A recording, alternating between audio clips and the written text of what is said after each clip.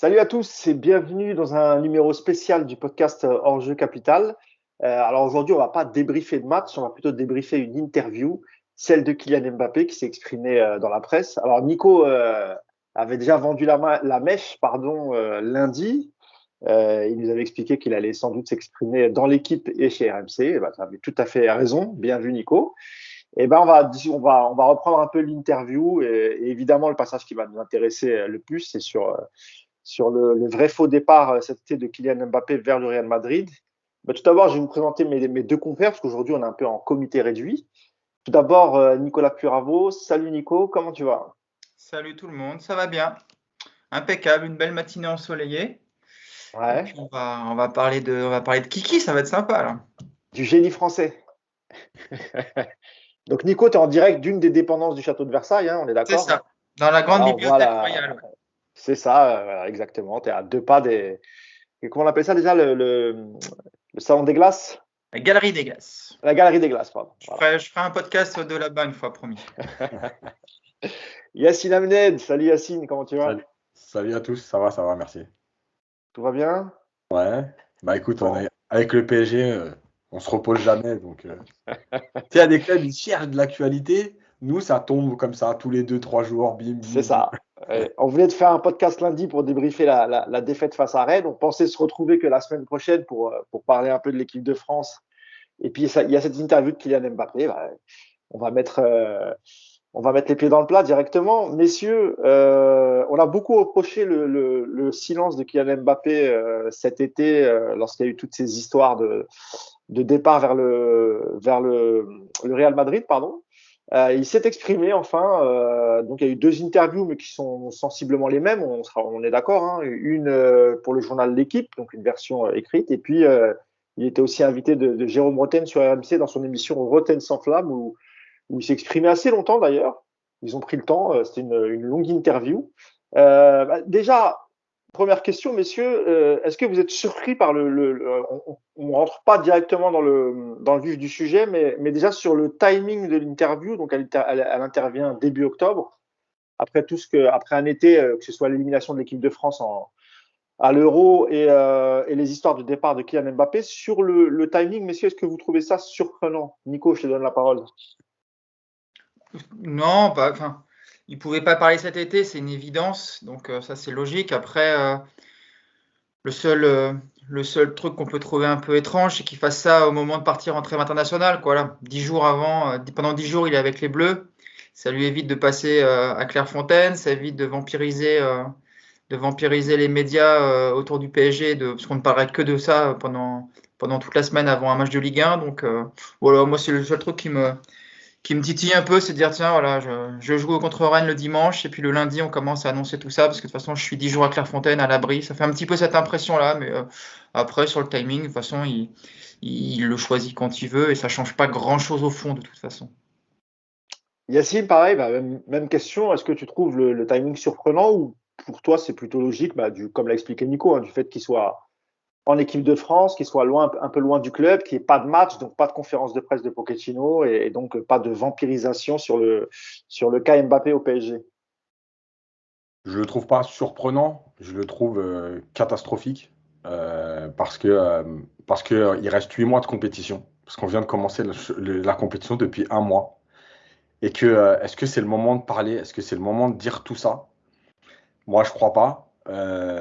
Et avant d'aller plus loin, je pense qu'il y a une chose, en tout cas que je vais essayer de faire aujourd'hui, euh, c'est de pas tomber dans l'émotionnel parce que franchement, hier soir, si on avait fait le podcast dès la fin de l'interview, honnêtement, ça aurait été catastrophique. Parce qu'il y a plein de choses à dire. Mais voilà, il faut qu'on arrive à analyser les deux côtés, Mbappé, le PSG, même les supporters d'ailleurs. Mais pour le timing, pour revenir au timing, je pense que pour moi, il n'est pas bon parce que la saison a fait que commencer. Et je vais expliquer au fur et à mesure du podcast pourquoi le timing n'est pas bon.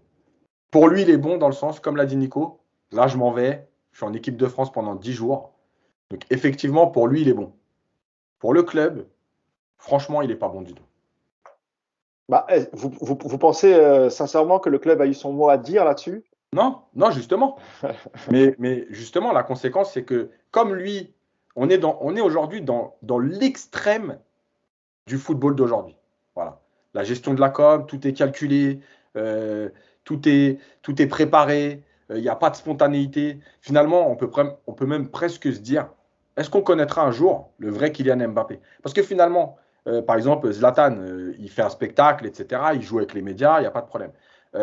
Neymar, on connaît le Neymar finalement. Parce que lui, voilà, il fait sa vie, il en a rien à foutre de tout, mais il fait sa vie. Voilà. Il y a eu par le passé des grands joueurs avec des personnalités. Maradona, même Eric Cantona, etc. Finalement, est-ce qu'on connaît le vrai Mbappé? Moi, je ne crois pas, parce que tout est tellement calculé, cadré, et tout est géré que on n'a jamais le vrai Mbappé. Donc, on est dans l'extrême du football, de ce qu'est le football aujourd'hui, à savoir, il faut tout gérer, son image, etc. Et penser qu'à soi, finalement. Peu importe les conséquences pour le club, pour l'équipe, etc. Voilà, c'est mon avis. Hein. Voilà. Moi, justement, j'aimerais bien avoir ton avis là-dessus, Nico, mais parce que ce que vient de dire Yacine, est-ce que c'est pas le lot aussi de tous les grands joueurs, ceux qui sont amenés à gagner un jour le Ballon d'Or, à gagner des titres très importants? Est-ce que finalement, en termes de communication, chez des joueurs comme Mbappé, comme Messi, parce que tu dis, est-ce qu'on connaît vraiment Mbappé, mais est-ce qu'on connaît vraiment Cristiano Ronaldo? Est-ce qu'on connaît vraiment Lionel Messi? Est-ce que ça, finalement, c'est normal pour un joueur de ce calibre, Nico? Enfin, alors déjà, on va pas mettre Mbappé dans la catégorie Messi et Cristiano Ronaldo. J'ose Non, j'ai dit espérer. qu'il était Ah, voué à je vois ce que devenir ce genre de je vois ce joueur. que tu veux dire, Mousse, mais on est quand même, enfin, voilà, on a des multiples ballons d'or et on a un gamin qui a certes gagné une Coupe du Monde, mais je veux quand même aussi rappeler que c'est un sport collectif, qu'il l'a pas gagné tout seul et qui aujourd'hui n'a pas gagné de ballon d'or et qui ne fait pas partie, à mes yeux, des 3 meilleurs joueurs mondiaux. Donc, on va un petit peu se calmer aussi avec Mbappé. Au niveau de sa communication, elle est comme ça depuis qu'il est arrivé au PSG. On sait que tout était calculé, on sait que tout ce qu'il dit, c'est réfléchi, il n'y a rien d'anodin, que ce soit ses déclarations au trophée UNFP en 2019, à cette dernière interview, est-ce qu'il avait aussi pu dire la saison dernière sur sa réflexion sur la prolongation.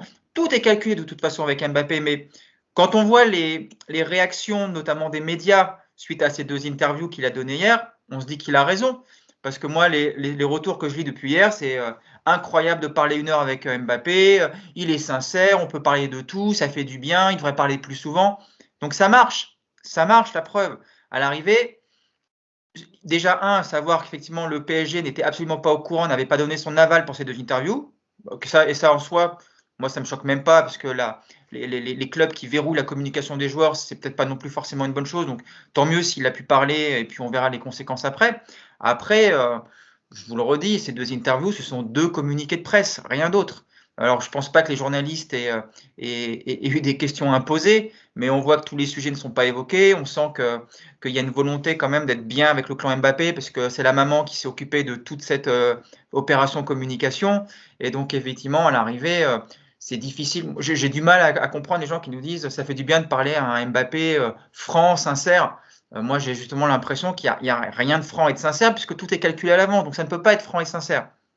Alors, Juste pour- juste avant qu'on démarre le podcast, on en parlait en off avec Yacine. Je te donne la parole, Yacine, mais c'est vrai qu'on a l'impression que tout est spontané. Enfin, c'est une interview qui est archi bien cadrée, c'est clair, mais dans le ton qu'il a pris, on a l'impression que tout est spontané et que à la fin de l'interview, ça rend plutôt le joueur sympathique aux yeux. Alors, peut-être pas des supporters parisiens, parce que je vais dire, ils sont pas dupes et on a compris un peu ce qui s'était passé cet été. Mais si tu sors un peu du côté supporter du PSG, si tu es un amateur de football, tu te dis, tiens, le gamin, il est vachement intelligent, ses réponses, elles sont spontanées, il est sincère, il rigole et surtout, il n'occulte aucune question, Yacine. Ouais, mais c'est exactement ça. C'est-à-dire qu'on est dans l'image. Il a vendu l'image du mec qui est sincère, honnête, qui dit les choses. Sauf que, comme le dit Nico, on voit bien que c'est de la complaisance à tous les étages, puisque on rebondit jamais sur ses réponses. En fait, il donne une réponse et on passe à la question suivante. Voilà, il a fait passer son message là-dessus. Il n'y a pas la contradiction, enfin, personne n'a apporté la contradiction et après, on abordera les thèmes, mais Voilà, c'est ça que tu veux exactement. dire, Yacine. Voilà, il n'y a pas de contradiction, il n'y a pas on rebondit pas sur la réponse. On a des questions, on les pose, il fait passer son message, on passe à la question suivante, il fait passer son message, on passe au thème suivant. Et voilà, tout est réglé. Et donc, c'est de la fausse spontanéité. Voilà. Ça paraît comme ça parce qu'il a ce ton, comme tu dis, avec un peu de sourire. Tu vois, tu as l'impression qu'il cherche ses mots, mais on voit bien qu'il sait très bien ce qu'il devait dire sur chaque sujet, sur chaque thème, qu'il savait qu'il n'allait pas être piégé. Voilà, c'était réglé. Mais est-ce que quelque part, Nico, c'est pas une marque d'intelligence ce qu'il a fait? Parce que c'est pas donné à n'importe quel footballeur, surtout de son âge, à 22 ans, de pouvoir tenir après le passif qu'il a eu cet été, de traverser l'interview tranquillement, sans perturbation. Et en plus, encore une fois, au final, ressortir avec une image voilà, de quelqu'un de mature, de très sympa, de très sincère, de très honnête. Est-ce que c'est donné à tout le monde, ça, Nico? Non, mais parce que tu as aussi des. Est-ce que c'est donné à tout le monde d'avoir une interview? Alors, la complaisance dont parle. Je ne sais pas si on peut parler de complaisance, c'est peut-être un mot un peu fort, mais encore une fois, c'est une interview qui est vraiment ultra cadrée, ça se sent. Et tu vois, il y a plein de sujets où ça méritait justement d'aller le titiller un peu, d'aller chercher un petit peu des contradictions, de lui rappeler des propos qu'il aurait pu tenir, des attitudes. Enfin, il y a plein de choses où tu pouvais un petit peu aller le titiller, pas forcément pour le piéger, mais voilà, pour essayer de le sortir un petit peu de ce cadre. Et en fait, c'est jamais fait. Donc, moi, j'ai la sensation que ça fait un mois que cette interview est en préparation dans le clan Mbappé, que le discours il est rodé, qu'il est ultra carré et qu'à l'arrivée, il n'a plus qu'à sortir avec sa verve. On sait qu'il parle bien, on sait qu'il a ce petit sourire, on sait il est agréable comme ça à l'image. Et donc, il gère très bien cet exercice. Là où je suis d'accord, c'est que c'est pas donné à tout le monde parce que tout le monde n'est pas aussi à l'aise en parlant et face à des médias. Mais on lui donne aussi quand même, sur l'interview que j'ai vue hier, on lui donne toutes les clés pour être à l'aise et pour pas justement être un petit peu déstabilisé. Donc à l'arrivée, il fait parfaitement ce qu'il sait parfaitement faire. Voilà, pour résumer. Yacine, sur la partie du jeu, je sais qu'il y a une réponse. Alors ça a été plutôt dans le journal d'équipe, pas dans l'interview des RMC, parce on va parler juste avant d'entrer dans ses désirs de départ au mois d'août, là, fin juillet, d'après ce qu'il nous a dit. Il y a une réponse dans le jeu, parce on revient un peu sur le recrutement de cet été. Donc, il explique que lui est quand même très très content du recrutement. Il parle d'Hakimi, il parle de Nuno Gomez à la place de Nuno Mendes. Il s'en mêlé un peu les pinceaux. Donc, il parle évidemment d'Hakimi, de Ramos. Et sur Messi, il y a un passage où globalement, il dit quand tu joues avec, quand t'es tout seul, enfin quand t'es la seule star, c'est ce qu'on comprend nous, hein. À la rigueur, t'as peut-être pas trop besoin de faire d'efforts pour l'équipe, mais qu'aujourd'hui ils sont trois, donc il s'inclut avec Neymar et Messi. Et donc il dit quand tu as un joueur comme Messi dans ton équipe, évidemment que tu fais plus d'efforts, c'est normal pour que lui puisse être en forme sur 90 minutes. Et voilà. En gros, moi je veux bien courir si c'est Messi. Si c'était pas Messi, voilà, c'est moi la star, donc c'est aux autres de courir pour moi. C'est comme ça que toi tu l'as perçu. Ouais, mais je pense que c'est comme ça qu'il le dit, puisqu'il parle de hiérarchie. Il dit il y a une Oui, hiérarchie. il parle de exactement. Donc ça veut dire que lui, il y a Messi, il est au-dessus de Messi, Messi est au-dessus de lui, donc il va courir aujourd'hui. Mais s'il n'y a pas Messi, lui, il est au-dessus des autres, il ne courra pas. Voilà. Ou en tout cas, pas tout le temps, pas quand il a envie. Et cette réponse, elle est mais catastrophique. Elle est catastrophique dans tout ce qu'on a dit depuis 4 ans, qui confirme. En gros, avant, il n'y avait pas Messi, donc de toute façon, il n'avait pas à faire les efforts, il y avait des joueurs qui le faisaient pour lui. Qui les faisaient pour lui. La deuxième chose, mais moi, je suis dans le vestiaire. Ah, mais vous imaginez pas, quoi. Quand il revient, je lui dis, attends, excuse-moi, tu es en train de me dire que là, quand moi, je suis sur le terrain, donc moi, je suis une petite merde, donc moi, je vais courir pour toi, et toi, tu vas me regarder courir. C'est ça que tu es en train de dire, clairement. Mais t'as pété les plombs. T'as pété les plombs. Mais c'est juste inadmissible, cette réponse. Vous vous rendez pas compte de ce que c'est. C'est-à-dire qu'on est en train de parler de chercher, soi-disant, nous en tout cas, hein, je n'ai pas l'impression que ce soit le PSG, un collectif, une équipe qui joue en bloc, qui défend, qui travaille ensemble. Lui, il est en train de nous dire que depuis le début, il y a une hiérarchie, il y a des joueurs qui sont faits pour pas courir. Non, mais au secours. Mais au secours. Mais si ça plaît aux gens, tant mieux. Tant mieux si vous pensez que c'est l'histoire du foot, il paraît, parce qu'on m'a répondu ça en plus. C'est l'histoire du foot. Les grandes stars, c'est comme ça. Mais dans quel film? Et en plus, tu ne le dis pas comme ça parce que c'est tellement méprisant pour les autres. C'est-à-dire que les autres avec qui je joue, je ne me dépouillerai pas pour eux. Moi, je suis là pour terminer le travail. Franchement, c'est inadmissible. Et c'est aussi, il dit en gros, il faut accepter quand tu as un joueur comme Messi, qu'il faut accepter que lui marche et que nous, on court pour lui. Oui, Oui, mais encore une fois, cette hiérarchie, c'est-à-dire qu'il l'accepte parce Donc que si c'est lui Messi. l'accepte, ça veut dire que Pochettino l'accepte aussi alors. Ça, on va y revenir après parce que j'ai beaucoup de choses à dire sur Pochettino, justement. Ah, Nico, je te pose la même question sur ce passage-là, parce qu'il y a eu ce passage-là dans l'équipe, mais aussi dans RMC, c'est surprenant parce qu'on sait que c'est quand même un joueur qui est plutôt individualiste, même s'il est capable aussi de jouer avec les autres. Il l'est moins peut-être ces 2 dernières années, mais il a parlé quand même beaucoup de collectif. À chaque fois, il prenait le mot collectif en référence. Quand il parlait des trois devant, il disait mais que c'est grâce aussi au collectif, si nous, devant, on peut marquer, etc., etc.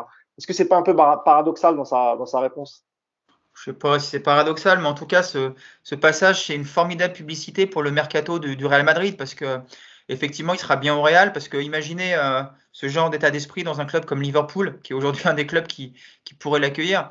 Mais tu vois dire à Klopp, je vais pas courir parce que il y a Salah et Firmino qui sont là pour le faire à ma place. Non, mais c'est comme le dit Yacine, c'est une réponse qui est lunaire, mais qui en même temps, bah, elle traduit parfaitement ce qu'est ce PSG depuis l'arrivée en 2017 de Neymar et de Mbappé. C'est-à-dire que tu as des joueurs qui sont là pour courir, tu as des joueurs qui sont là pour faire des dribbles et pour marquer des buts, mais visiblement, ces joueurs-là ne sont pas faits pour aider le collectif. Et quand tu vois en plus, alors Messi, on le sait, effectivement, c'est son jeu. C'est un joueur qui a tendance effectivement à marcher, à s'oublier, mais il a toujours été comme ça, et donc on ne peut pas s'en étonner, on l'accepte. Et moi, effectivement, voir Messi marcher, ça ne me choque pas. Par contre, voir un mec de 22 ans qui a des jambes de feu et qui va t'expliquer que bah, ce match-là, il va pas courir parce que Messi joue pas, donc c'est lui la star, comme le dit Yacine, c'est juste, c'est exceptionnel. C'est exceptionnel de tout pour ma gueule, en gros, quoi. Mais voilà, ça résume bien le personnage et c'est. On peut même pas dire qu'ils sont tous comme ça, parce que moi je vois Neymar un peu plus se dépouiller justement, quoi. Mais voilà, mais Monsieur Mbappé, ça y est, il est au-dessus maintenant. On a bien compris que dans son esprit, il est numéro 2 dans ce club. Voilà, donc il y a Messi qui est intouchable, et puis après il y a Monsieur Mbappé. Donc effectivement, comme il va être numéro 1, bah, il n'y a plus que Messi à éliminer, ça va être compliqué. Donc on comprend mieux aussi ses volontés de départ. Donc c'est assez révélateur de ce qu'est le football aujourd'hui. Enfin, une partie du football aujourd'hui. Et puis c'est surtout très révélateur de sa vision du PSG, quoi. Voilà, voilà, il est au-dessus des autres et donc il n'a pas à courir, tant mieux. Bah. D'un autre côté, il n'avait pas besoin de le dire, on l'avait vu, hein, qu'il ne courait pas, donc il n'y avait pas de souci par rapport à ça. On se posait la question dans le dernier podcast, savoir est-ce qu'il travaille vraiment, comment est-ce qu'il travaille. Et hier, il y a une question qui est revenue où il répond que effectivement, avec ses trois derniers coachs au PSG, donc il parle d'Emery, Tuchel et Pochettino, qui faisaient beaucoup beaucoup de vidéos.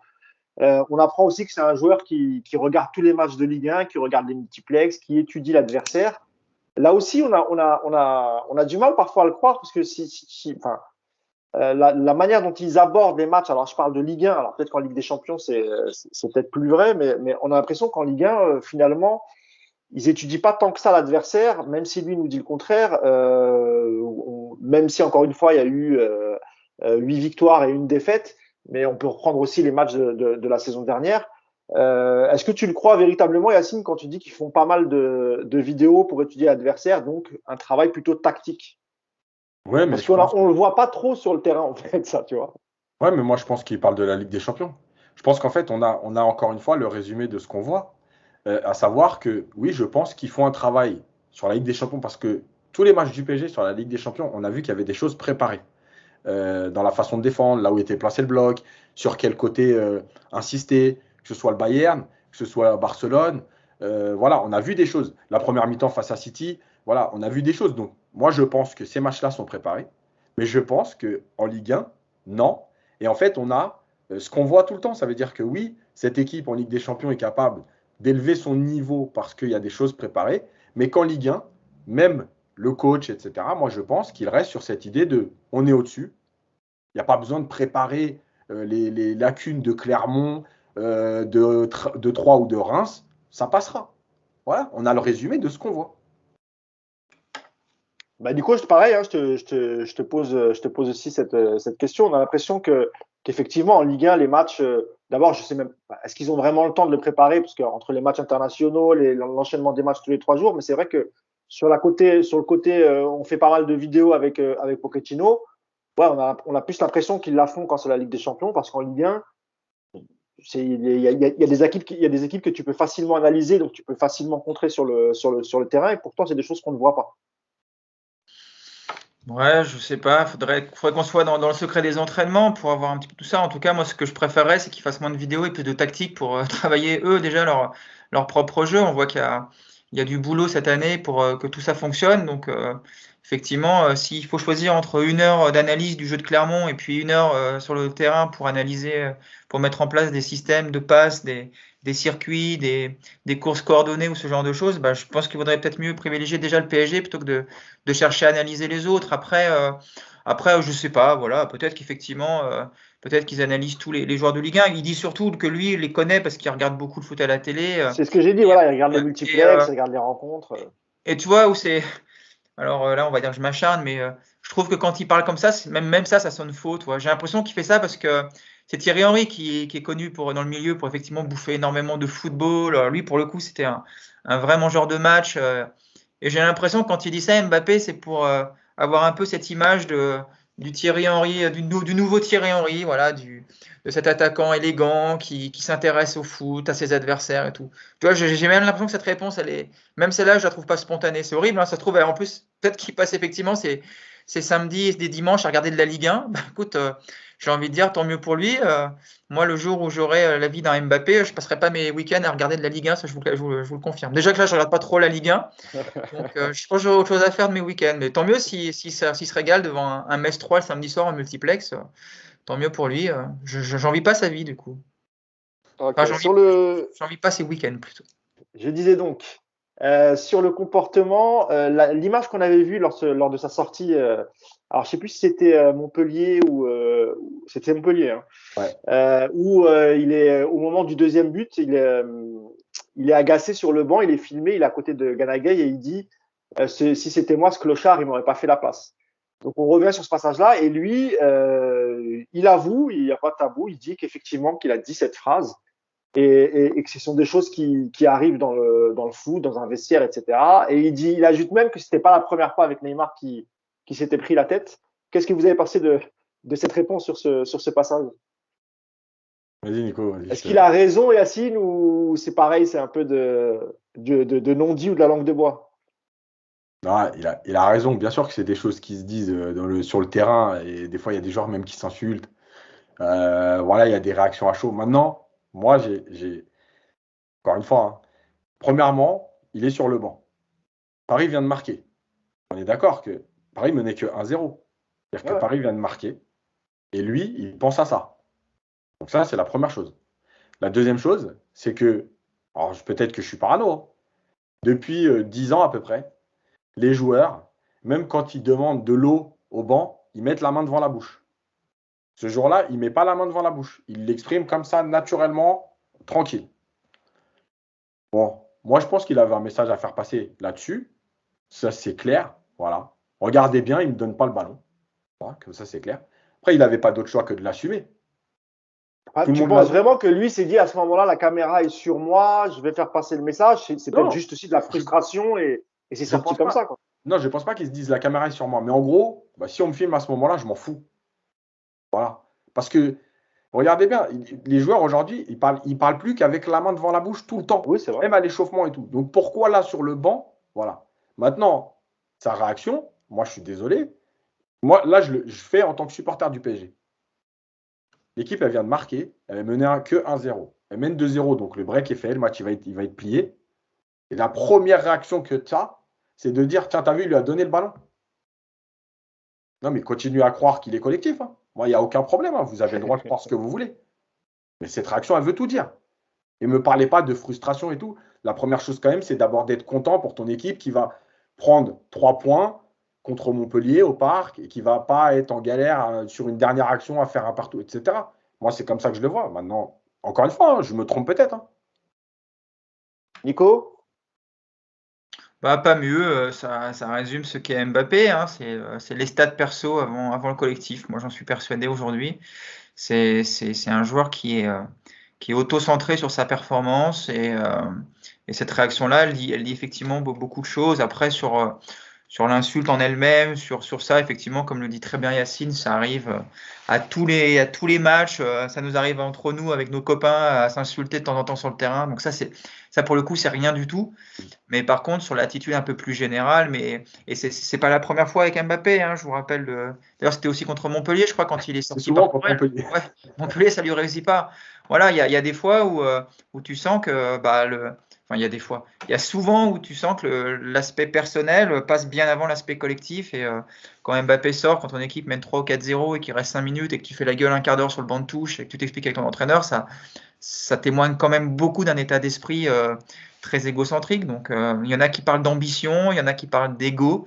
Parlez de ce que vous voulez, effectivement, et chacun a son idée. Moi, j'appelle ça beaucoup d'égoïsme, mais il est comme ça. Et c'est le génie français, donc je ne sais pas si on peut trop critiquer, mais voilà, en tout cas, c'est. Mais c'est ce que lui dit, hein. En gros, il dit voilà, nous, on veut toujours gagner, donc on est exigeant, et donc parfois on peut s'embrouiller, mais il explique qu'après le match, ils se sont parlé, et que 2 minutes après, tout était oublié. Oui, parce que l'embrouille, comme l'a dit Nico, et je l'ai dit aussi au début, c'est l'embrouille en elle-même, c'est rien. Et je peux vous dire même qu'on n'est pas dans les vestiaires. Parce que des fois, à la mi-temps dans les vestiaires, c'est encore plus chaud que ça. Ouais, c'est vrai. Donc ça, c'est ça, l'embrouille en elle-même, évidemment, il a raison. On est exigeant, tout ça, il n'y a pas de problème là-dessus. C'est plus sur le timing. Tu mènes 2-0, contre Montpellier, tu mènes 4-0, tu avais marqué à l'époque, et tu te donnes en spectacle, etc., oui, c'est un problème. Voilà. Après, l'exigence et tout, là-dessus, j'ai rien à dire. Et l'embrouille encore plus. Je peux vous dire franchement, parce qu'on n'est pas au courant de tout, mais même dans tous les clubs du monde, hein. À l'Inter, à la Juve, à Liverpool, Mané et Salah, ils sont déjà embrouillés. Oui, bien sûr. Mais ça, Ouais, c'est ouais. normal. Il y a l'excitation du match, il y a l'adrénaline, il y a l'envie de gagner, voilà, il y a cette concurrence aussi. Donc, il n'y a pas de problème. Après, il y a le moment, voilà. Ok. Bon, on va aborder le sujet du faux transfert de Mbappé vers le Real Madrid. Donc, le sujet a été abordé. Il y a eu pas mal de choses qui ont été dites hier. Donc, quand on lui pose la question, est-ce que tu as vraiment voulu, t'as demandé à partir, il répond que oui. Tout de suite, il dit oui, oui, j'ai demandé à partir. Donc, au début, il dit j'avais demandé une réflexion au PSG en fin de saison. Et ensuite, dans le timing, il annonce que il a dit à ses dirigeants fin juillet qu'il ne souhaitait pas prolonger. Donc, la conséquence, c'est qu'il voulait partir pour que le club puisse s'y retrouver. En gros, il a dit je voulais que tout le monde soit main dans la main, qu'on ait un bon deal pour le club qui m'achète, pour le club qui vend et pour moi. Et ensuite, devant la réponse négative du PSG, il dit qu'il a été d'accord et il a dit si vous ne souhaitez pas me vendre cet été, je reste et je joue. On est aussi revenu, je vous le fais pêle-mêle, comme ça après je vous laisserai la parole, sur les déclarations de Nasser qu'on avait commentées. Certains étaient d'accord, d'autres moins, lorsqu'il avait dit, le président Nasser Al-Khelaifi, alors c'était pas le jour de la conférence de Messi, hein, c'était bien avant, que Mbappé ne partirait jamais libre. Donc pareil, on lui a posé la question et là il dit, c'est vrai que quand j'étais devant la télé et que j'ai entendu le président dire ça, j'ai failli m'étouffer. Et ce sont ses mots. Et ensuite, il s'est dit, ça fait peur. Et il ajoute même, et je me suis dit, qu'est-ce qui va se passer après? Et ensuite, alors ça, c'était un extrait qui avait été dévoilé par RMC lundi. Ils avaient coupé à ce moment-là. Mais ensuite, lui, il ajoute que, mais en fait, j'ai pris un peu de hauteur et je me suis dit, en fait, c'est une façon de me dire qu'on t'aime trop pour te laisser partir. En gros, c'est un peu ce qu'a pensé Nasser Al-Khelaifi. Donc, il a dit qu'il n'en voulait pas à Nasser, qu'il avait des très bonnes relations avec lui et que pour lui, c'était plus une marque d'affection que plutôt le fait de vouloir le garder prisonnier, un truc comme ça. Donc, sur ces réponses, Nico et Yacine, je vais donner la parole. Nico, qu'est-ce que tu as pensé sur ses envies de départ et sur le timing, quand il dit qu'il a fait ça fin juillet et que le club a refusé? Alors en fait, si j'ai bien compris, il a d'abord dit qu'il refuserait de prolonger. Ça, c'était C'est ça. avant l'Euro. Et pendant l'Euro, il a réfléchi, donc il a acté son envie de partir fin juillet. Donc déjà, moi, tout de suite, je vais écarter déjà deux choses. La première, c'est que Mbappé a le droit de vouloir quitter le PSG. Encore une fois, Oui. on en parle avec beaucoup de gens en ce moment sur les réseaux. Il y en a beaucoup qui nous disent que c'est une honte de ne pas comprendre ça. Alors, je le dis clairement, Mbappé a le droit de vouloir quitter le Bien PSG sûr. et la Ligue 1. Il a le droit de vouloir aller dans un nouveau championnat, dans un club dont il rêve depuis qu'il est môme. Il n'y a aucun souci par rapport à ça et c'est même pas le sujet aujourd'hui. Deuxième aspect que j'aimerais qu'on mette de côté, c'est ce côté il va partir libre ou pas. Je pense vraiment que pour les Qataris, ça n'a aucune importance. C'est 180 millions, je descends en rigolant hier, c'est le prix d'un appareil à raclette pour l'émir. Donc on s'en fout de l'argent du côté du Qatar. Et donc quelque part, c'est même pas non plus le sujet. Donc j'aimerais aussi qu'on mette ça de côté pour juste parler un petit peu du sujet en lui-même sur son envie de départ et le timing. Donc sur ça, alors là, quand je lis hier, j'ai prévenu le club assez tôt, fin juillet, je voulais partir. Je ne sais pas à quel degré on est dans le foutage de gueule, mais on n'est pas en un record du monde. Où est-ce que tu peux imaginer, Monsieur Mbappé, que ton club, le PSG, va te remplacer en un mois après avoir appris ton envie de départ fin juillet? Alors, si vraiment tu as ça en tête depuis longtemps, tu l'annonces au mois d'avril, tu vas voir tes dirigeants et tu dis je ne prolongerai pas, j'ai envie de partir, je veux être transféré cet été pour que ton club effectivement puisse se retourner. Mais c'est sûrement pas fin juillet que tu annonces ça. Après, l'offre du Real, elle arrive fin août, quasiment un mois après. Et effectivement, le PSG derrière, de toute façon, n'a aucun moyen de se retourner. On ne prépare pas un remplacement d'un mec comme ça en si peu de temps. Donc cette espèce de discours de grand seigneur, j'annonce à mon club un mois avant que je parte pour qu'il puisse gagner de l'argent sur moi et qu'on parte tous super amis, c'est vraiment prendre les gens pour des cons à ce niveau-là. Moi, je pense, et ce n'est pas une info, c'est juste un ressenti, je pense que Mbappé, qui est en discussion avec L'Oréal depuis, je ne vais pas dire 4 ans parce que ça va faire rager l'élément, mais au moins depuis 2 ans, de manière intensive, depuis les déclarations à l'UNFP en 2019, je pense que Mbappé, depuis le mois d'avril, il attend le feu vert de Florentino Pérez qui lui dit on a l'argent pour te faire ou on l'a pas.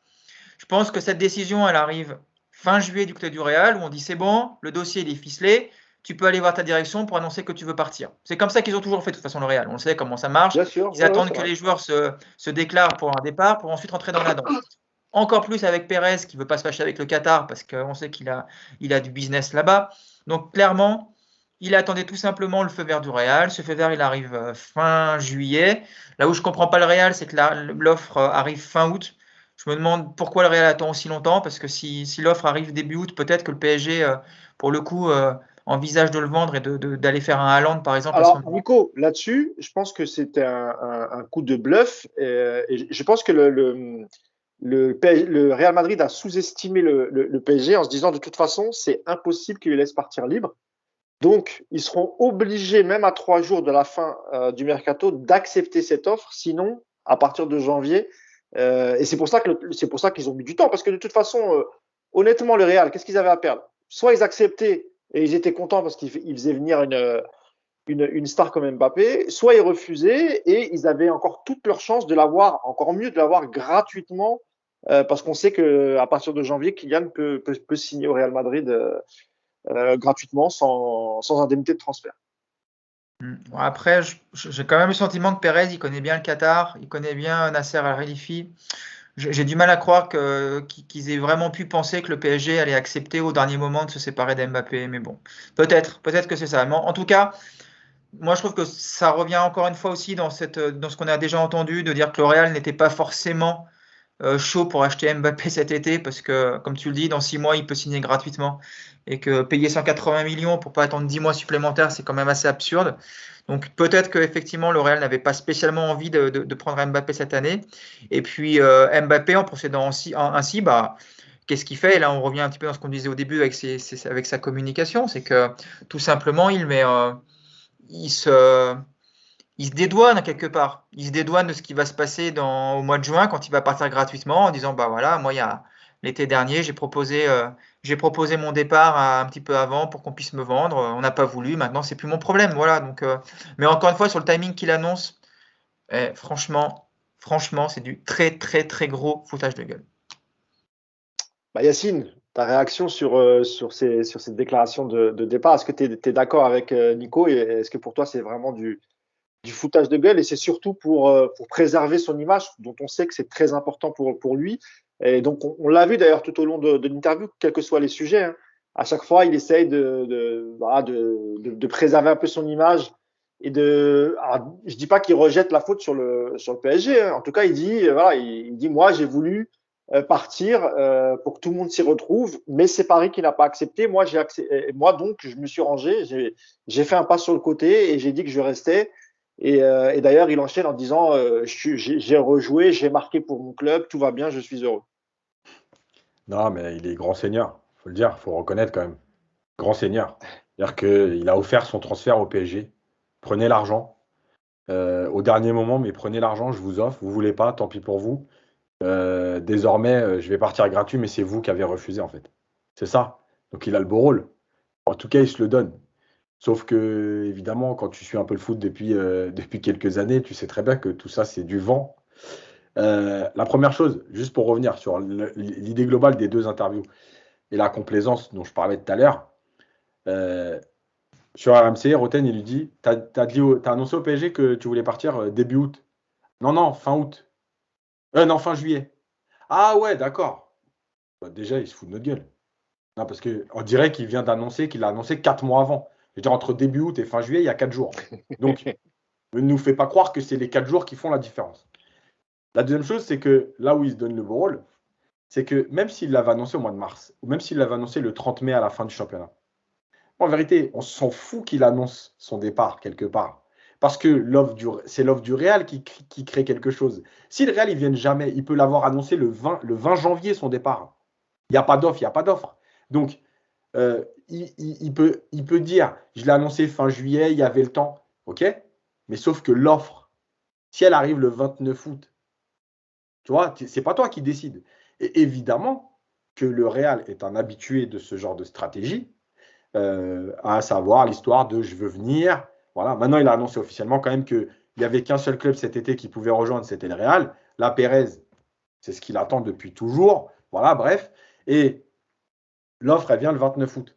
Yacine, je te coupe juste 10 secondes. Ça change quand même un petit peu parce que s'il l'annonce fin février ou au mois de mars, le PSG, c'est à ce moment-là qu'il va pas vouloir prolonger et donc il peut commencer à travailler même en attendant une possible offre. Le souci, c'est que Mbappé, jusqu'à, je pense, mois de juillet, il laisse entrevoir la possibilité de prolonger. Il se prononce pas vraiment sur son avenir. Alors, tout le monde se doutait que c'est compliqué, mais à aucun moment il dit, franchement, la tendance est 99% que je prolonge pas. Comment c'est? Et toi, c'est là où ça change. Après, effectivement, je suis d'accord avec toi. L'offre du Real, si elle arrive au début du mercato, c'est plus du tout la même que si elle arrive le 25 août. Mais le PSG, en gros, on peut imaginer, et là c'est peut-être une faute du club, on peut imaginer que le PSG est resté figé sur sa position de dire Mbappé nous a demandé un gros recrutement pour réfléchir, voir s'il prolongeait. On lui offre le meilleur recrutement de l'histoire du football, donc il va forcément prolonger. Et bah à l'arrivée, ce qu'il a nié, Nico. Enfin, oui, voilà, mais il a nié avoir exigé des joueurs, on l'a avoir entendu. Hein. J'attends de voir ce qu'on va faire au mercato pour ça entrera dans ma réflexion. Donc après, il nie ce qu'il veut, il l'a dit. Donc je vois pas en quoi il. Enfin voilà. Mais enfin, non, lui, il nie le fait qu'il ait été voir le président en disant je veux tel joueur, je veux tel joueur, je veux tel joueur. Non, pas tel joueur. Mais sur le mercato, ça c'est un recrutement. Il a dit je réfléchis, je vais voir comment ça se passe, l'équipe qui se compose, les joueurs j'aurai autour de moi. Donc effectivement, il n'a pas été voir. Oui, bien sûr, ça il l'a dit. Donc, et là, c'est la faute aussi du PSG, je pense aussi. C'est que le PSG, c'est peut-être effectivement figé sur cette position, de dire voilà, il envisage vraiment de prolonger avec nous, on va lui faire une grosse équipe et ça, on va réussir à le convaincre. Là, le PSG s'est planté complètement. Et donc, oui, parce que le rôle du PSG, c'est de se dire si vraiment tu ne veux plus jouer, on va négocier avec le club qui te veut. Normalement, tu n'as même pas de questions à te poser. Et c'est évidemment que c'est une erreur du PSG parce que si à chaque fois que tu vas le voir pour lui parler de prolongation, il te dit non jusqu'à la fin de saison, tu prends déjà un risque. Normalement, à la fin de saison, tu lui mets un ultimatum. Tu nous dis oui ou non pour qu'on puisse se retourner. Et je pense que le PSG a été peut-être trop optimiste en se disant je vais ramener Ramos, Hakimi, Wijnaldum, Donnarumma, Messi, etc. Et là, il n'aura plus d'autre choix que de rester. Et finalement, ils sont tombés sur un os, Yacine. Ouais, alors, moi je vais aller un peu plus loin sur le côté PSG maintenant. Cette histoire, en fait, il y avait encore une fois, pour la 10e fois en 10 ans, l'occasion de montrer qu'un joueur n'est pas plus important que le club. Voilà. Tu pouvais le faire partir, même, et moi je vais aller plus loin. Moi je l'accepte l'offre du 29 août. Voilà. Tu sais quoi, c'est pas grave, il te reste un an de contrat, il y a 120 parce que tu dois donner à Monaco aussi 35. Donc tu vas récupérer 120. De toute façon, c'est 120, c'est pas rien. D'accord? À un an de la fin de son contrat, il veut plus jouer pour toi. Et tu lui montres que Mbappé, pas Mbappé, on s'en fout. On va prendre les 120 et tant pis, on a quand même un groupe pour tenir dans la phase 2 poule de Ligue des Champions et aller jusqu'à décembre. Et on travaillera sur décembre. Déjà, aujourd'hui, tu peux recruter des joueurs qui ont joué la Ligue des Champions et qui peuvent venir et jouer la Ligue des Champions avec toi. Voilà, et de toute façon, je rappelle juste une chose. Vous allez voir, c'est très bête. Mais quelle est l'équipe qui a gagné la Ligue des Champions avec Mbappé? Il n'y en a pas. Donc il peut partir, ça ne veut pas dire que tu ne vas pas gagner la Ligue des Champions. Toutes les équipes qui ont gagné la Ligue des Champions, il n'y avait pas Mbappé. Donc arrêtez de croire que c'est lui ou que lui qui va. C'est la stratégie du PSG, elle est très mauvaise. De ce côté-là, elle est catastrophique. Tu avais l'occasion d'envoyer un message, tu avais l'occasion de lui dire ok, tu te prends pour plus important que nous, tu dégages, nous on va prendre l'oseille, il propose 160, on prend 160, ciao, bon courage. Maintenant, moi je rejoins Nico aussi sur deux choses. La première, c'est que s'il veut partir, salut. Bon, moi je l'ai toujours dit, les joueurs, ils vont passer, continuent à passer. Nous, on continuera à supporter le PSG et tant pis. Et la deuxième chose, c'est que, et ça, c'est une chose importante, c'est qu'il ne nous doit rien. En fait, les supporters aussi, ils pensent qu'à un moment donné, les joueurs mais en fait, il ne nous doit rien. Il est payé pour faire un travail, il s'est arrangé, il y a des retombées économiques de chaque côté, etc. Évidemment, il ne doit rien. Par contre, là où il ne restera pas dans l'histoire du PSG en tant qu'être humain, quand je dis il ne nous doit rien, c'est que s'il a envie d'être aimé, ceci, cela, en fait, il y a une attitude à avoir. Et c'est pour ça que des Lavezzi, des Sorine, en fait, ils restent plus dans ton cœur, entre guillemets, de parisien, parce qu'ils t'ont donné des choses humainement. Voilà, ils ont tout donné. Il n'y avait pas de calcul. Il y avait pas. Voilà, lui, il est que dans le calcul. Donc, super, ça va rester un des joueurs de légende en termes de stats. Tu vois. Mais moi, je ressens rien pour ce mec. Tu vois. Il part, ça me touche même pas, je m'en fous. Tu vois. C'est vrai qu'en termes d'image, par exemple, comparé à un Cavani, et là je parlerai plutôt du public du parc, hein, tu as l'impression que même si Cavani il est parti un peu par la petite porte, il a beaucoup plus été aimé par les supporters et notamment par les ultras qui l'ont toujours défendu, qui ont parfois même scandé son nom juste pour un penalty, pour qu'il puisse égaliser le record d'Ibra, par exemple. Mais tu sens que cette filiation, ce rapport avec les supporters envers Kylian, il est quasi inexistant, quoi. Non, il a fait son métier. En fait, au PSG, il fait son métier. On dirait qu'il n'y a pas d'attache, quoi. Tu vois ce que je veux dire? Il vient juste faire son métier. S'il marque des buts, on est content parce que Paris gagne, mais on s'en fout que ce soit lui ou un autre. Alors que, comme tu le dis, l'histoire de Cavani, par exemple, tu avais envie que Cavani marque ce 200e but. Pour lui, c'est ça. Du club, etc. Lui, on s'en fout. Voilà, tu marques. Mais même un mec, tu vois, Yacine, Nico, je ne sais pas si vous êtes d'accord, mais même un mec comme Pastore, tu vois, quand il est revenu la dernière fois, et pourtant, tu vois, Pastore, tout au long de son passage au PSG, moi, j'ai toujours kiffé. Je pense que tous les trois, on est à peu près sur la même longueur d'onde sur Pastore, parce que c'est un joueur magnifique à avoir joué. Et moi, qui avais un peu quelques infos sur les coulisses du club, c'est aussi humainement, mais c'est un mec adorable, qui était apprécié par les salariés du camp des loges, par les petits, de la simple femme de ménage au préparateur physique. C'est des mecs qui disaient, voilà, humainement, c'est un grand monsieur, Pastore, tu vois. C'est quelqu'un qui va dire bonjour à tout le monde, qui est toujours souriant, et c'est vrai que, par exemple, sur Neymar et Mbappé, on a du mal à retrouver le côté humain, en fait, qui fait que les supporters sont attachés à toi. Nico? Je pense que déjà, l'histoire du départ raté ou pas pour un joueur, ça rentre pas en compte dans ce qu'il t'a offert et dans l'amour que tu as pu lui porter, quoi. C'est sûr qu'aujourd'hui, je pense qu'un joueur comme Francis Liasser aura plus été aimé par les supporters du PSG, enfin au moins une partie, que par un Mbappé. C'était terrible d'en arrêter de dire ça, mais c'est ce qui va rester comme trace. Humainement, Mbappé, il aura rien laissé. Il aura rien laissé parce qu'il n'a pas assez donné dans sa manière d'être, dans sa manière dans son comportement d'une manière générale. C'est ce qu'on a déjà dit tout à l'heure. Et c'est pas un hasard s'il n'y a pas de chant au parc à l'honneur de Mbappé. Tu as un attaquant de 20 ans, champion du monde, futur star, futur prodige mondial, il n'a pas sa chanson, tu vois, c'est pas anodin tout ça. Et effectivement, des mecs comme Pastore, Pastore, il reviendra au parc encore pendant 30 ans et il sera toujours ovationné parce qu'on sent qu'il a aimé le PSG. Alors, je pense que Mbappé aime le PSG, il n'y a pas de souci par rapport à ça. Mais ce que les gens vont lui reprocher, c'est qu'il n'a en fait vu le PSG que comme un tremplin dans sa carrière. Et forcément, quand tu arrives dans un club en te disant dans 4 ans, l'objectif c'est de me barrer quoi qu'il arrive, c'est qu'il n'y a pas de spontanéité. Lui dit qu'il n'a pas de plan de carrière, et on ne peut pas le croire, c'est juste pas possible. On sait qu'il y a ce plan de carrière qui existe. Et c'est ça aujourd'hui. Lui, il parle d'ambition. En gros, il dit qu'il n'a pas un plan de carrière bien établi en se disant je fais 4 ans à Paris, 3 ans à Madrid, 2 ans à Manchester, que sais-je.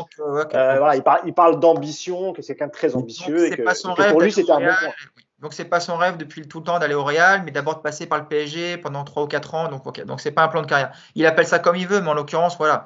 Il a planifié tout ça. Et c'est ça aujourd'hui qui te rend ça. Un mec comme Sorin, il a passé qu'1 an au PSG. 1 an. Et pourtant, le gars-là, dès qu'on en parle de Sorin, tu vois les commentaires, ce mec-là, il est adoré. Parce que ça a été 1 an qui n'a pas été calculé, ça a été 1 an de. Voilà, ça a été juste un échange avec les gens. Il a tout donné, ça a été naturel. Au bout d'1 an, il est parti. Un mec comme quand Leonardo n'était pas resté longtemps au PSG, c'était pareil. Leonardo, avant de revenir comme directeur, le joueur, Leonardo était adoré. Et pourtant, il a fait qu'1 an au PSG aussi. Il a fait 1 an, c'est vrai. Donc tu vois, tu as des joueurs, ils viennent. Le PSG n'est qu'une étape dans leur carrière, mais c'est pas calculé. Et quand cette année-là, elle est, bah voilà, il te donne quelque chose, il dégage quelque chose. Mbappé, il dégage rien. Et je suis comme Yacine, Mbappé, il va partir, mais alors ça va rien faire. À 90% des supporters du parc, j'en suis persuadé. Ibra, quand il est parti, moi j'ai passé l'âge de chouiner dans un stade pour un joueur. Ibra, quand il est parti, ça m'a vraiment fait quelque chose. Putain, j'ai trouvé que c'était fort en émotion. Je te parle même pas de Paoletta ou Drive où j'étais jeune et où je pense que j'ai versé. Il a tellement marqué de son Oui, empreinte cette équipe du PSG. Ibra, c'est vrai et après, il avait des côtés qu'on n'aimait pas, hein, je suis d'accord, mais c'est vrai qu'Ibra, quand il est parti, il a laissé un vide.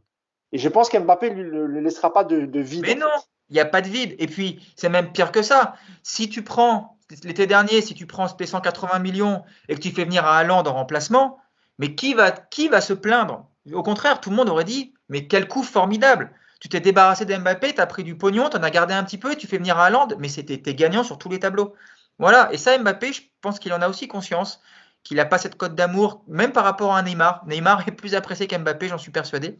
Et, euh, et là, maintenant, ce qui va être terrible pour Mbappé, c'est que je pense que les 6 derniers mois de la saison, il va vivre au mieux l'anonymat, au pire la haine. Voilà. C'est-à-dire que moi, je pense qu'il va être complètement sifflé maintenant au parc. C'était un peu mitigé en tout début de saison, ça s'était calmé là récemment. Là, je pense que cette interview, ça va mettre vraiment le feu aux poudres. Et je pense qu'il va être, je vous dis, au mieux, ce sera de l'anonymat complet, mais je ne crois pas. Et je pense qu'il va vraiment se faire siffler maintenant à chaque sortie au parc. Ah, là-dessus, c'est bien que tu en parles et après on passera au sujet équipe de France. Et la question lui a été posée sur sa réaction lorsqu'il était revenu. Donc à la fin du mercato, premier match au parc, il avait été sifflé. On va pas se cacher, c'était rapide au début, puis après il a retourné le public et le public l'a applaudi lorsqu'il a marqué. Mais il a été très intelligent parce que tu vois, on a l'impression qu'il anticipe aussi ce qui va se passer jusqu'à la fin de saison en disant non mais moi je les comprends, c'est tout à fait compréhensible. Ils ont entendu que des rumeurs, des ragots, ils n'avaient pas toutes les informations. Et donc, si moi-même j'étais en tribune, j'aurais sifflé juste en fonction des articles de presse que j'ai lus ou des débats qu'il y a eu sur moi. Bon, moi, je trouve qu'il a été plutôt malin. Ouais, Yacine. des articles de presse qui annonçaient qu'ils voulaient partir, alors qu'ils disaient rien, mais en fait, on apprend qu'ils voulaient vraiment partir.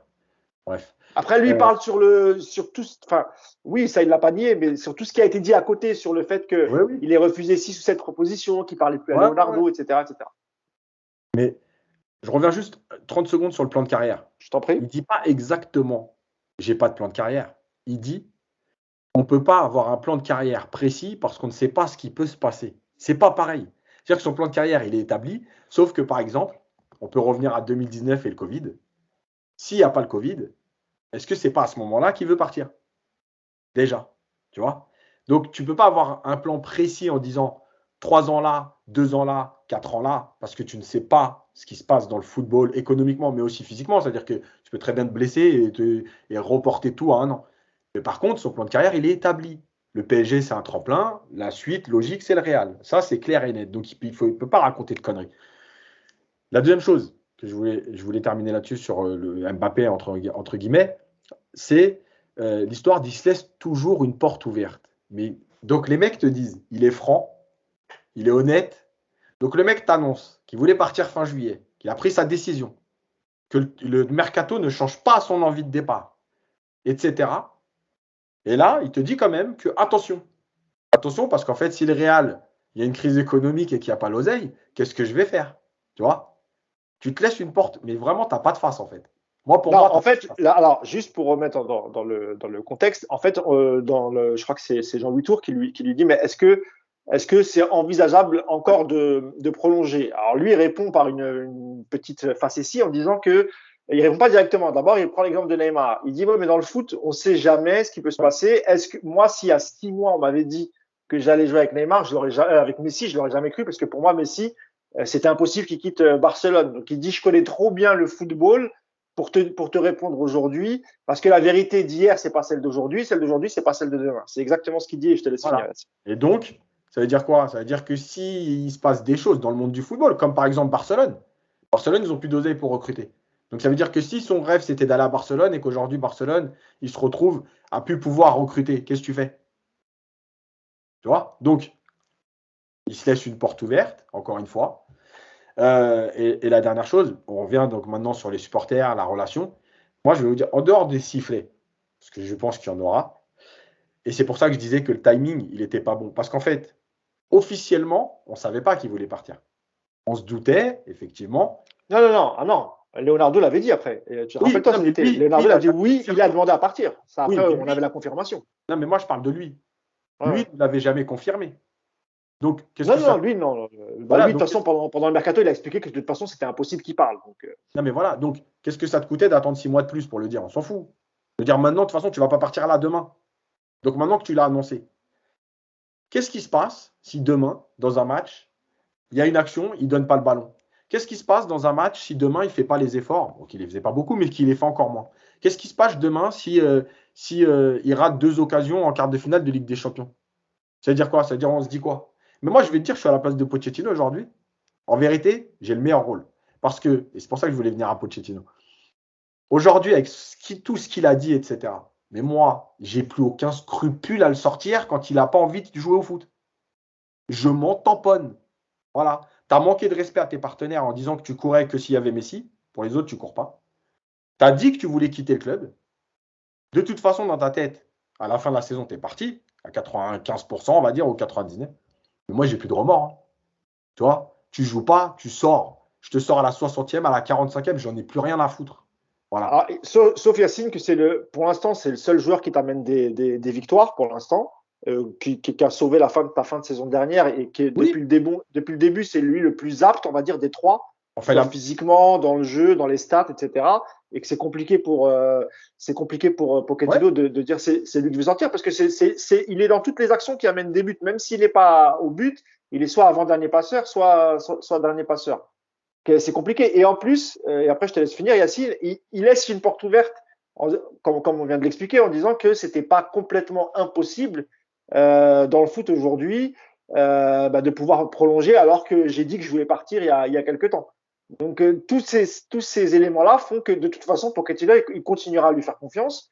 D'une, parce qu'il est performant, et de deux, pour espérer aussi inverser la tendance et le faire prolonger. Je n'y crois pas une seconde.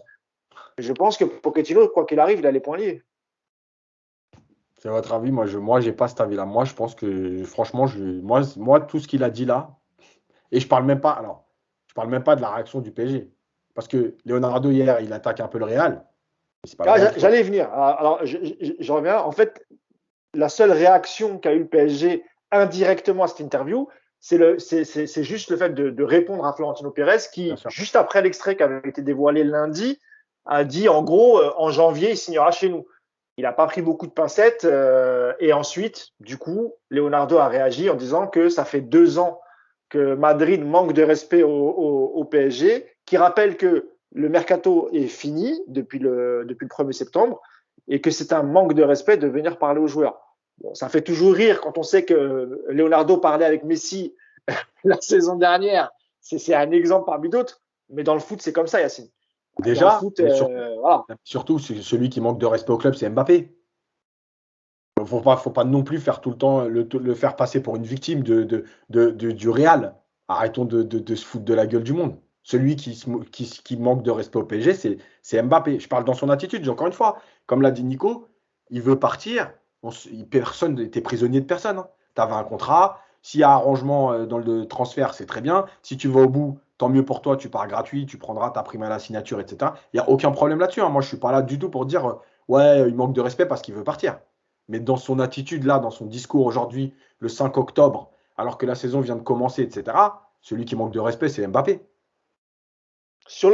Pour finir sur les supporters, Nico, un mot, on a l'impression quand même que les supporters du PSG, bah, notamment sur les réseaux, parce que c'est là où on voit un peu les supporters s'exprimer. On a l'impression qu'ils en font beaucoup avec Mbappé, il y a une haine. Et ce que tu disais tout à l'heure, Yacine, c'est-à-dire que le joueur, en vérité, il doit rien au club. Ben oui. Quand il est au club, il est payé pour faire un boulot, il le fait. Le reste est terminé. Mais on a l'impression que chez les supporters parisiens, depuis l'extrait qui est sorti lundi, parce qu'on ne parle que de ça, notamment sur Twitter, tu as l'impression que les supporters ne supportent pas le fait que Mbappé veuille juste partir. Toi, tout à l'heure, Nico, tu as dit que c'était tout à fait normal, et moi, je te rejoins. Enfin, s'il veut partir, il a ses raisons, il a surtout le droit. Mais tu as l'impression, en tout cas, ce qu'on voit, nous, sur les réseaux sociaux, et notamment Twitter, que en fait, c'est ça qui agace plus les Parisiens. C'est le fait qu'ils veuillent quitter le club, qu'il ait l'ambition d'aller dans un club qui a gagné beaucoup plus que le PSG, c'est le Real Madrid. Et on a l'impression qu'en fait, c'est ça qui est énervant, qui est frustrant chez eux, qu'ils voudraient le garder à vie, quoi. Je suis pas. Alors, non, honnêtement, je pense pas. Parce que je te l'ai dit tout à l'heure, demain, si l'été prochain, tu signes à Haaland, Mbappé, il va être oublié, mais en un match, quoi. Donc, je suis pas sûr que ce soit ce côté-là. Oui, mais là, c'est l'après, Nico. Moi, je te parle de maintenant. Oui, mais parce que il va un petit peu aussi aujourd'hui devoir assumer ses déclarations. C'est lui qui a demandé un gros projet sportif pour rester. C'est lui qui a demandé à ne jamais partir libre parce qu'il savait que le PSG il devait beaucoup au PSG. Donc forcément que ça agace les gens. Comme ça a énervé quand Neymar en 2019 veut se casser après 2 saisons où il joue à peine 50% des matchs et il est out pour la Ligue des Champions. Évidemment que tu es frustré. T'as des mecs comme ça à qui tu mets des ponts d'or, tu leur offres un pont d'or et derrière le mec il te rend pas ce qu'il doit te rendre. Alors je suis d'accord, Mbappé sportivement, il n'y a pas grand chose à lui reprocher en termes de stats. Il a porté l'équipe à de nombreuses reprises, il a souvent été là quand Neymar était blessé. Il y a une attitude globalement qui est quand même assez rarement à pointer du doigt et ça on est obligé de le reconnaître. Mais c'est tout ce qu'il fait là on va dire depuis 6 mois.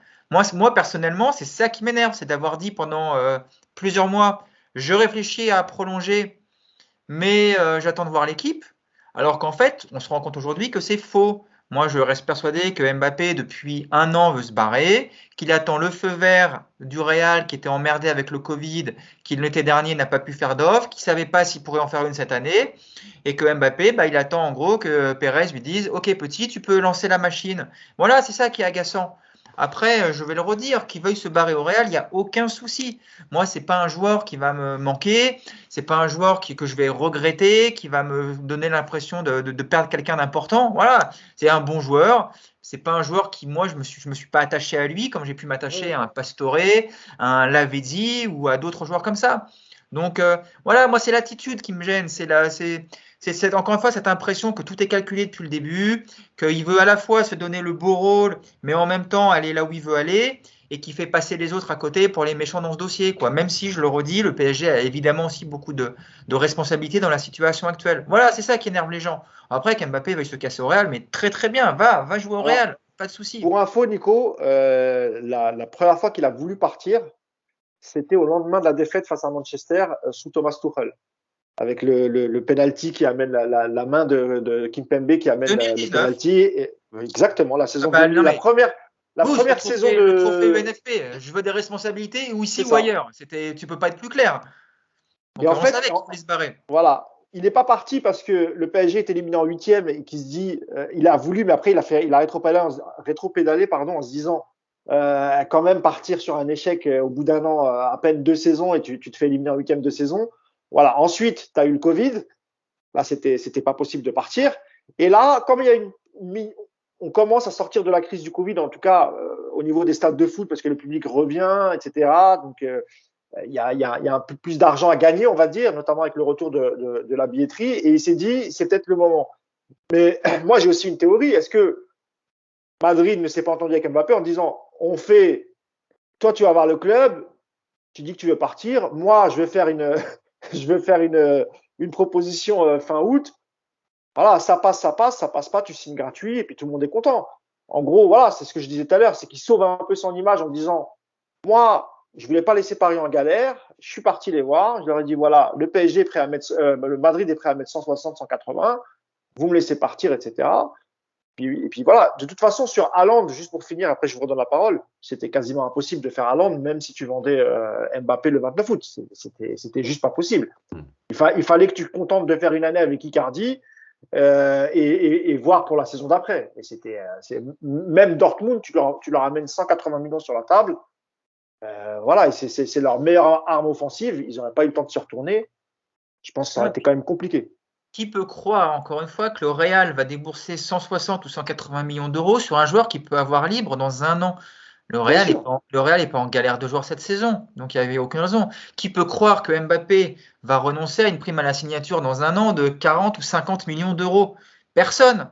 Donc c'est pour ça que ça énerve, c'est qu'on sent que ce dossier, il est foireux de A à Z, que Mbappé il joue pas franc jeu. Parce que je veux dire une chose, Mbappé, le grand seigneur qui aime tant le PSG et ses supporters, il veut rendre au club. Il a qu'à signer une prolongation de 2 ans avec un accord de vente pour l'été prochain réglé avec un prix fixe. Voilà, ce sera 100 millions d'euros. Le Real, tu peux te mettre d'accord si vraiment tu veux faire les choses comme ça. Ouais. Fais-le, bonhomme. Signe ta prolongation et puis discute avec les dirigeants parisiens et tu dis voilà, dans le contrat, il y a une promesse de vente l'été prochain si un club propose 100 millions d'euros. Voilà, c'est tout. Alors on sait que tu n'as pas le droit de mettre de clauses dans des contrats, mais il ne faut pas prendre les gens pour des cons. Tu peux contourner ça très facilement. Tu le fais, il n'y a aucun souci. Mais évidemment qu'il ne va pas le faire. Mbappé, depuis le début, il veut partir au Real. Là, je pense que depuis cette année, on va dire depuis l'été dernier, quand ça n'a pas pu se faire, ils se sont mis en tête, le clan Mbappé, qui parte libre parce que le montant du chèque à la signature, il va être absolument phénoménal.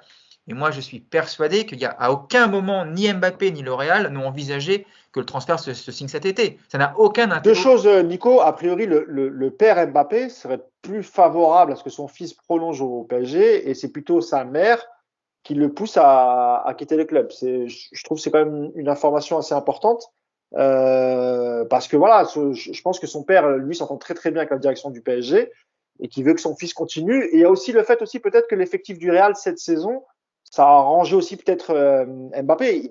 Il est pas fantastique l'effectif du Real et même en termes de jeu depuis le début de saison. Voilà, Ancelotti, on sait qu'il a perdu un peu de sa superbe depuis quelques années. Voilà, il va faire ce qu'il peut pour cette saison, mais est-ce on peut peut-être même envisager que le Real ne soit pas qualifié en Ligue des Champions parce que le niveau cette saison ne sera pas bon, parce qu'il n'y a pas de profondeur de banc et que peut-être pour lui, il se dit c'est peut-être mieux d'y aller la saison prochaine. Je ne sais pas. Il nous reste ça. Attends, juste pour revenir une dernière fois, après je laisse Yacine parler un peu, mais par contre, comme Yacine disait qu'il se laisse une porte ouverte en cas où le Real ça se passe pas bien. Alors par contre, je veux dire un truc. Ouais. J'espère pour Mbappé qu'il va pas commencer à chialer à partir de mars ou avril pour prolonger au PSG parce que finalement ça peut pas se faire avec le Real. Parce que si ça se produit, j'y crois pas non plus une seconde. Mais admettons que ça arrive. Mais alors là, ça va être, on va toucher le fond là. Donc j'espère vraiment qu'on peut pas arriver là. Hein. Nico, c'est possible que le Real fasse une saison cataclysmique, qu'il ne soit pas qualifié en Ligue des Champions, et là, Mbappé, il se retrouve un peu dans la merde. Il n'a pas signé au Real pour faire la Ligue Europa. Ce serait magique. Pas dans les 4 premiers, franchement, j'y crois pas non plus quand même. Non. Oui, mais bon, on ne sait jamais parfois. Le Barça, sur les 4. Le Real. Ouais. Il nous reste 5 minutes. Tu voulais ajouter une dernière chose là-dessus, Yass? Ouais, en fait, avant que je vienne dans l'équipe de France. L'incompréhension avec Mbappé, il y a deux choses. On a dit, bon, évidemment, il y a le timing de j'ai annoncé, j'ai pas annoncé, je l'annonce maintenant, bref. Il y a une autre chose, c'est que et nous aussi d'ailleurs dans le podcast, souvent, on a répété que pourquoi il irait au Real, dans ce Real-là, alors que le PSG est aujourd'hui, en tout cas sur le papier, plus à même de gagner la Ligue des Champions, etc. Et moi, j'en avais parlé quand j'avais fait le Club des 5. En fait, le problème, c'est qu'on n'analyse pas les choses aujourd'hui correctement par rapport à ça. C'est qu'un joueur, si tu lui dis, tu peux gagner la Ligue des Champions, mais tu vas être numéro 3 dans la hiérarchie des stars. Non, peut-être dans 2 ans la Ligue des Champions, mais tu vas être numéro 1 d'un championnat qui a perdu toutes ses stars. Je vous promets qu'aujourd'hui, le joueur, il préfère être numéro 1 et ne pas gagner la Ligue des Champions cette année. Et en fait, il y a aussi cette incompréhension, c'est-à-dire que pour les suiveurs du foot normaux, les supporters, se dire, le mec, il préfère aller dans un club qui est pour aujourd'hui, hein, je ne dis pas dans l'année prochaine avec les recrutements, aujourd'hui semble plus faible que le PSG. Mais comment c'est possible? Tu vois? Tu nous parles de compétition, d'état d'esprit, de gagneur, etc. Et tu vas aller dans un club qui est plus à même de perdre que le PSG. Tu vois? Et en plus, le niveau de la Liga a quand même bien baissé depuis le départ. Bah, déjà de Ronaldo il y a 2 ans ou 3 ans, plus celui de Ramos, Messi, etc. Le flop du FC Barcelone, le flop Griezmann. Enfin, il y a eu plein de choses qui fait que c'est vrai que c'est étonnant de se dire je vais aller en Liga dans une équipe qui est plus faible et dans un championnat qui faiblit sensiblement, alors que le niveau de la Ligue 1, on voit des belles choses, ça commence à monter. Sauf qu'il sera numéro 1 de la Liga. Voilà, c'est ça. Ce sera la star du championnat. Bon. Dernier sujet, il ne reste pas beaucoup de temps. Juste aborder l'équipe de France. Yacine, tu voulais en parler, mais je pense que Nico aussi. 2 choses, moi, qui m'ont surpris hier. C'est-à-dire que ce que tu disais au début de podcast, c'est-à-dire que les mecs n'ont pas été au bout de l'interview quand ils ont posé des questions sur l'équipe de France. Sur les explications données par Mbappé, je les ai trouvées très très light. Il s'est contenté de dire, on s'est loupé. À plusieurs reprises, les mecs reviennent un peu à la charge. Mais pourquoi, etc. Quelles sont les raisons? On s'est juste loupé. Bon, il y a eu ça, et il y a eu aussi le sujet sur Olivier Giroud. Et toi, c'est une réponse qui t'a agacé, Yacine, quand il dit moi, j'ai absolument rien contre lui. J'aurais voulu qu'on s'explique d'abord, au lieu qu'il le fasse en public, qu'on le fasse en privé. Il explique d'ailleurs que c'est pour ça qu'il a voulu répondre en public, parce que Olivier Giroud avait parlé en public. Il a dit moi, j'ai voulu régler ça en public. Et ensuite, il dit une phrase, et c'est ça qui t'a agacé. Moi, j'ai rien contre Olivier Giroud. Il est à très peu, je crois qu'il est à 2-3 buts de battre le record de Titi. Ouais. Donc voilà, moi, s'il revient en équipe de France, je serais content pour lui. Et j'ouvre la porte grande ouverte. Ouais, et ça t'a un peu gêné. Alors, je sais pas si tu veux démarrer par ça ou par sa réponse sur l'élimination en 8e et les explications qu'il a eu à donner. Ouais. L'élimination en 8e, je vais faire court. Il a dit une phrase, pour moi, qui est tellement révélatrice de ce qu'il est, encore une fois. J'ai pas été à l'Euro, j'ai pas été aussi bon que j'aurais dû l'être. C'est-à-dire que tu as quand même été bon. Voilà. Je pense que, voilà, après, vous analysez comme vous voulez. Je veux dire, l'équipe de France, elle a été horrible. Moi, j'ai pas été aussi bon que j'aurais voulu. Mais en gros, j'ai quand même été bon. Voilà. Alors, certes, en termes de stats, il est impliqué sur 5 des 7 buts. C'est ce que j'allais dire. Voilà, je pense que c'est encore une fois, on est dans les stats, quoi. C'est-à-dire que si on est en termes de stats purs, ok, tu es impliqué sur 5 des 7 buts. Maintenant, dans le contenu de tes matchs, si tu veux, on peut les regarder ensemble. Tu vas voir que tu n'as pas été si bon que ça. Sur Giroud, bah oui, je suis désolé, mais cette phrase, encore une fois, je lui ouvre la porte. Mais t'es qui, toi? Non, mais toi, t'es qui, en fait? T'es un joueur de l'équipe de France ou t'es le patron de l'équipe de France? Tu ouvres la porte à qui? Mais moi, je suis Giroud, mais je vous jure que je l'ai mauvaise. C'est-à-dire que moi, je ne lui parle pas à lui. J'appelle RMC, je lui dis allô. Juste pour ça, il ouvre la porte à qui? D'accord? Il n'y en a qu'un qui peut m'appeler. C'est Didier Deschamps. C'est lui qui me dit tu viens en équipe de France ou pas. Et lui, il n'a pas à m'ouvrir la porte. Lui, il fait ce qu'on lui demande de faire en équipe de France. Mais t'es qui, sérieux, toi? T'es qui? Non, mais moi, franchement. Bon, pour toi, Yacine, ce n'est pas une maladresse de langage. Ah non, non, pour toi, c'est ce qu'il a voulu exprimer. On n'arrête pas de dire qu'il calcule tout. Donc, ne me faites pas croire que, comme par hasard, il a une maladresse sur ce coup-là. Non, mais c'est trop facile. Donc, évidemment que ce n'est pas une maladresse. Je lui ouvre la porte. Genre, en gros, je suis le patron, je t'accueille, moi. Voilà, tu peux revenir, je t'accueille. Mais il a peut-être voulu dire, non, moi, j'ai aucune rancune contre toi et je serais très heureux de te retrouver et qu'on joue ensemble, etc. Ben non, parce qu'il l'a dit avant et il termine par ça. Ben oui, arrête-toi à ça. Moi, j'ai pas de problème avec Giroud. S'il revient en équipe de France, il n'y a pas de problème. De toute façon, c'est du passé. Voilà, stop. Tu as besoin de rajouter, je lui ouvre la porte. Vous vous rendez compte? Non, mais moi, je vous dis franchement, les joueurs de foot aujourd'hui, ils me dépassent. Moi, je ne sais pas comment ils acceptent tout ça. Tu vois? On parlait tout à l'heure des insultes, mais moi, je suis dans le vestiaire, je vous dis franchement. Encore une fois, je ne suis pas un voyou, une raquette, mais il y a un moment donné, tu me dois un peu de respect. Juste du respect. Je ne te demande pas de te mettre à genoux devant moi. Voilà, juste du respect. Tu ne m'ouvres pas la porte. Je suis appelé, tu fermes ta bouche. Voilà, c'est tout. Tu n'as pas à m'accepter ou pas m'accepter. Nico, pareil, même question sur ses explications sur la déroute de l'équipe de France pendant l'Euro, c'était élimination en 8e, et sur sa passe d'armes avec Olivier Giroud. Alors déjà, j'aimerais dire à Yacine que je lui ouvre la porte pour le prochain podcast. Je t'ouvre la porte, Yacine, tu pourras venir débriefer PSG Angers. Ça ne me posera aucun problème. Non, mais ce qu'a dit Yacine, moi, c'est une phrase aussi que j'ai relevée hier sur Twitter. C'est ce qui m'a le plus choqué je n'ai pas été aussi bon que j'aurais pu l'être. Voilà. Donc en gros, j'ai été bon. Non, t'as pas été bon, t'as été mauvais, mais c'est visiblement trop difficile à dire pour Mbappé. Après, moi, j'ai pas non plus aimé son côté. J'ai été pleurniché, voir Le Gret. Alors après, il explique que c'est par rapport aux insultes racistes qu'il a. Mais ça, évidemment, il a raison. Mais c'est surtout ce côté, si je suis un problème, eh ben, je me retire de l'équipe de France. Voilà, ça donne encore une espèce de côté, je sais pas. Là, ça m'énerve cette attitude. C'est moi, Mbappé. Voilà, je maîtrise tout. Si je gêne, je suis prêt à m'en aller pour le bien des autres. Voilà, il m'énerve. Franchement, ça m'a énormément énervé sur cet aspect équipe de France. Je crois que Cristiano Ronaldo, quand il part du Real, il tient sensiblement à peu près le même discours. Ouais, mais bon, c'est pas le même contexte justement encore une fois quoi. C'est Il y a vrai. ça aussi C'est quoi. vrai. Et puis c'est pas la même carte de visite, tu vois. Donc Ah, bien sûr, bien sûr. voilà, c'est de toute façon, il est en équipe de France, je trouve encore plus je trouve que sa personnalité ressort encore plus en équipe de France qu'en club. Je trouve qu'on voit tous les mauvais côtés de Mbappé en bleu, on les voit quoi. C'est-à-dire ce côté, je veux prendre le leadership. Et je trouve dommage qu'on n'ait pas justement parlé un peu plus de ça dans l'interview. Parce qu'on sait que ça s'est passé comme ça, qu'il a été exigé plus de responsabilités, qu'il a demandé à tirer des coups de pied arrêtés. On sait aussi très bien qu'avec Griezmann, ça s'est très mal passé parce que Griezmann a été effacé par rapport à Benzema et Mbappé qui se sont. Alors, c'est comme ça, il y a des affinités dans les clubs, dans les équipes, ça c'est normal, mais on sait que ça s'est très mal passé. On sait que Mbappé est au cœur de à peu près toutes les polémiques qu'il y a eu en bleu pendant cet Euro.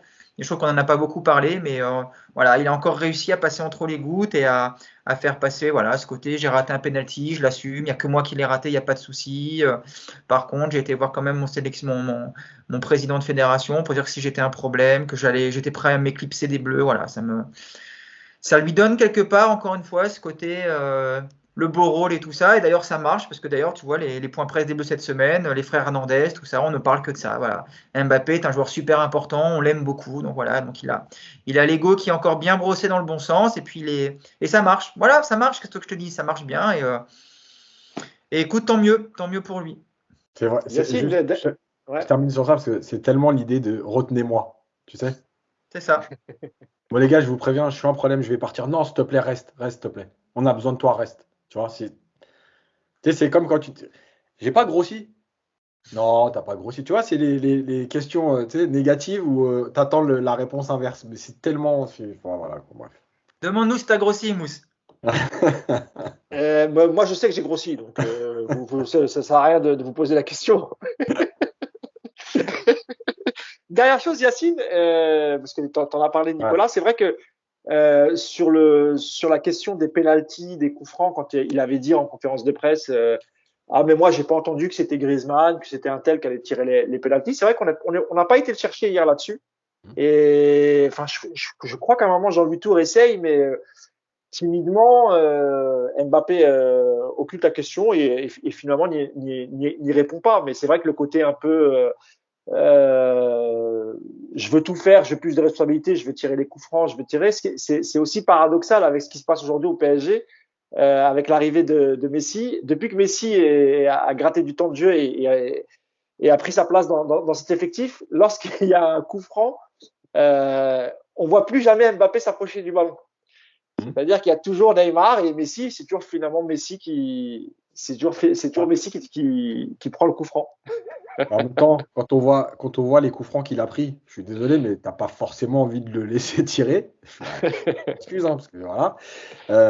Maintenant, moi, je donne l'info comme je l'ai reçue, voilà, de l'équipe de France. En fait, il n'a jamais été question au départ qu'il soit intégré au coup de pied arrêté. Et en fait, c'est après cette conférence de presse qu'il s'est imposé de lui-même.